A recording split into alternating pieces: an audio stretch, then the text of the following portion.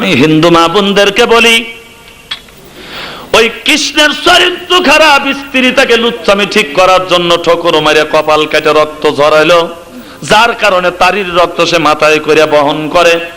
তোমরা মা বোনেরা মাথায় যে ওই সিঁদুর নাও, তোমার স্বামীর কি চরিত্র খারাপ, তোমার স্বামী কি লুচ্চা, তোমরা প্রমাণ করো যে আমার স্বামী লুচ্চা, এটা তো ভালো কাম না।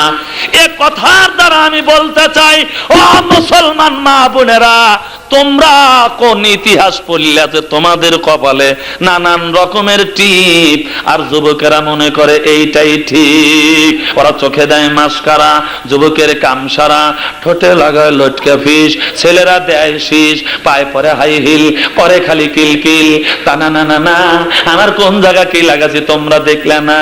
খেত ভালো যদি ফসল ভালো হয়, মা ভালো তো সন্তান ভালো হবে, তাছাড়া সন্তান ভালো হওয়ার সম্ভাবনা না।